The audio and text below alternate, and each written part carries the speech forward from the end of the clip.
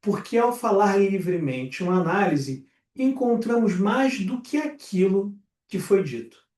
Bom, para responder essa pergunta, eu preciso falar com vocês sobre cadeias associativas e, para isso, eu preciso retomar um texto famoso de 1900 chamado Interpretação dos Sonhos, onde o Freud nos fala sobre os processos primários, aqueles processos que acontecem no inconsciente e que são próprios do inconsciente, justamente porque a energia no inconsciente flui de forma livre. Nós temos quatro processos primários: condensação, deslocamento, figurabilidade e elaboração secundária. Para falar de cadeias associativas e simplificar aqui um pouco, eu vou me referir hoje apenas a dois processos primários: deslocamento e condensação.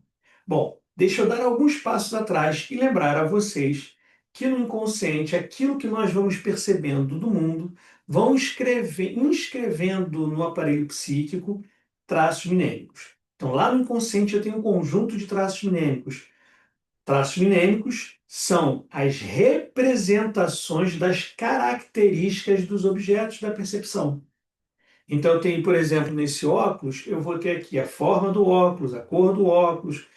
Se eu cheirá-lo, eu vou sentir o cheiro do óculos, ou seja, as características, as representações das características do objeto que eu percebi. Maravilha. Então, eu vou ter lá um conjunto de traços minêmicos que são inscritos no inconsciente relativos às experiências que eu tive com os objetos do mundo. Muito bem.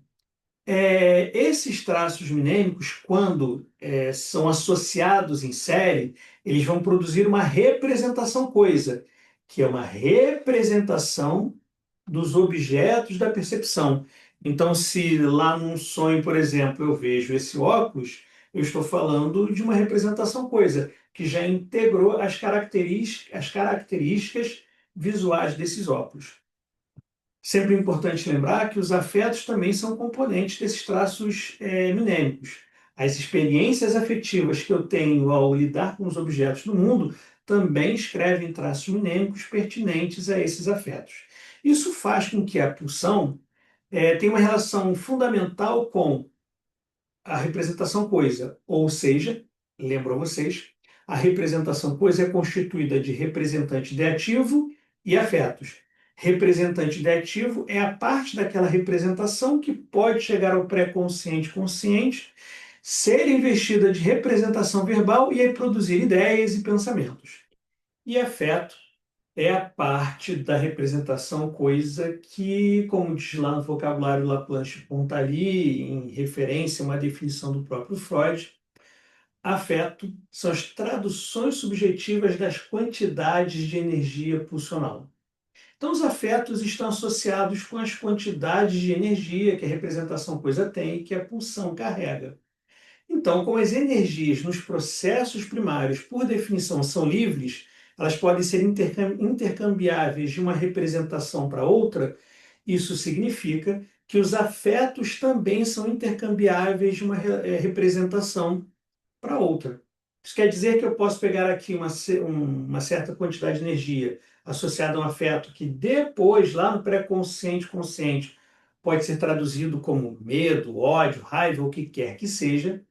Então, aqui, quando eu falar o afeto pertinente ao ódio desta representação coisa, eu estou fazendo uma grande simplificação, porque, em verdade, o afeto lá no inconsciente não tem nenhuma significação. Quando esse afeto chega ao pré-consciente consciente, aí pode ganhar uma tradução simbólica, pode ganhar um substrato cognitivo, que aí eu digo, estou com ódio, estou com raiva, estou com medo, porque eu percebo um afeto e ao perceber esse afeto eu posso nomeá-lo. Mas aqui eu vou fazer uma simplificação. Quando eu falar a este afeto associado a esta representação, coisa é ódio, raiva ou medo, eu estou querendo dizer que este afeto, quando chegar ao pré-consciente consciente, pode ganhar aquela simbolização de medo, raiva, o que quer que seja. Tá bom? Feito esse adendo, volto à explicação. Imagine então que eu tenho aqui uma certa representação do meu pai e um afeto que ódio do meu pai. Eu posso pegar esse afeto associado ao ódio do meu pai e deslocá-lo para ódio de cavalos, ódio de borboleta, ódio da política, do que quer que seja. Porque os afetos, como são traduções subjetivas das quantidades de energia pulsional, eles são tão intercambiáveis no inconsciente quanto as próprias energias. Isso faz com que eu possa retirar afetos de uma determinada representação e ligá-lo a uma outra representação. E a isso a gente chama o processo primário de deslocamento. Só que, às vezes, o afeto que eu estou transpondo de uma representação para outra é um afeto que já existia na segunda representação. Sei lá, tenho medo do meu pai, pego esse afeto pertinente ao medo e transfiro para medo de barata. Mas imagine que eu já tinha medo de barata. Nesse caso, o medo, esse afeto daqui, ligado ao afeto que já estava presente na barata, se condensa. Você aumenta aquele medo relativo àquele inseto, amplificando aquele medo que inicialmente que você tinha. Então tem o deslocamento e a condensação, quando dois ou mais afetos são deslocados de representações para uma outra, aumentando aquele temor, aquela raiva, o que quer que seja, aquele afeto associado àquela representação. Lembrando que quando eu falo medo, raiva, alegria, tristeza, qualquer coisa do gênero, eu já me refiro a um sentimento, que é uma tradução simbólica que nomeia um conjunto, um afeto ou um conjunto de afetos experimentados pelo sujeito. Bom, agora que a gente lembrou os conceitos de deslocamento e condensação, vamos voltar a arrumar ali para o que são as cadeias associativas. Quando Freud institui a regra fundamental, ou seja, que ele pede que o paciente fale livremente, tentando não se impor nenhum tipo de censura, ele faz isso porque quando a pessoa vai falando livremente, tentando se impor o mínimo de censura, naquilo que vai sendo dito começam a aparecer de maneira mais clara ou com mais probabilidade aquilo que a gente chama de formações do inconsciente. Começa naquilo que foi dito, no que deixou de ser dito, num ato falho, em coisas do gênero, começam a aparecer coisas do inconsciente.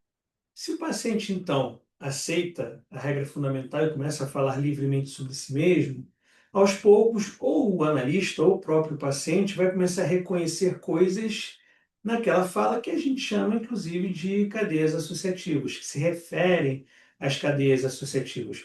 Para pegar um exemplo disso, eu vou contar para vocês algo que o próprio Freud conta em um de seus textos, que em um dado momento ele estava num trem, conversando com um estranho, e quando, eu vou resumir bastante aqui, tá? E quando ele vai falar para esse estranho o nome do pintor do afresco da Catedral de Orvieto que o fascinara, ele não lembra. Aí ele resolve aplicar a si mesmo a regra da associação livre, a regra fundamental aos seus pensamentos e para tentar achar o nome do pintor.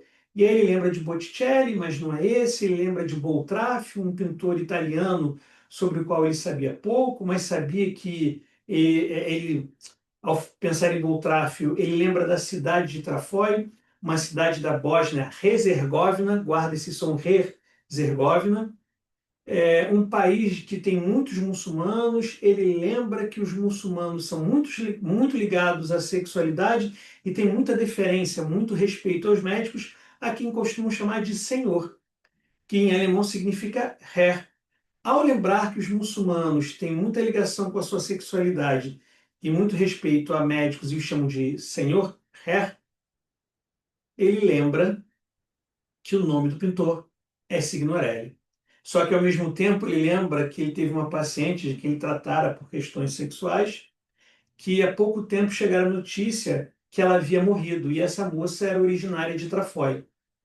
Então, veja, ao não querer lembrar, né, inconscientemente, é claro, né, sob a ação do recalque, para não viver o pesar e o sofrimento, e como ele próprio menciona, uma certa culpa que ele sentia, indevida inclusive, do destino dessa moça que fora sua paciente, a moça a qual deveria ter bastante deferência ao Freud, ele, para esconder isso de si mesmo, recalca coisas que possam lembrar esse episódio, recalca o nome do pintor Signorelli, que remetia a senhor, Herr, Bósnia-Herzegovina, que remeteria a Trafói, que remete à moça que morrera e que causava um pesar a ele, causava a ele um certo sofrimento. Eu posso dar outro exemplo mais simples e mais rápido. Imagine que no seu consultório, uma paciente te contando coisas, de repente lembra de algo que a cunhada tinha feito com ela e que ela não tinha gostado muito. E ao lembrar disso, lembra que o marido estava junto, fazendo essa mesma coisa, alguma brincadeira que ela não gostou, junto com essa cunhada. E ao lembrar dessa brincadeira que o marido e a cunhada fizeram juntos com ela é remetida a uma lembrança da infância, onde os pais fizeram algo com ela que ela julgava grave, que ela não tinha gostado, e até então ela não lembrava mais disso. Nesse conjunto associativo que ela foi fazendo, ela foi chegando no material recalcado. Então, as cadeias associativas têm, a partir dos movimentos de deslocamento e condensação, justamente porque os afetos podem ser intercambiáveis de uma representação para outra, é possível fazer esse jogo associativo. Espero que isso tenha ficado claro. E se você quer aprofundar conteúdos como esse, se inscreve aqui no canal e aproveita para visitar o nosso site oficial, onde a gente tem lá informações sobre a nossa plataforma, com uma aula exclusiva sobre cadeias associativas, onde a gente aprofunda muito mais e conta com mais cuidado e mais tempo, se caso se ignorarem. O link do nosso site está aqui na descrição do vídeo. Grande abraço, gente.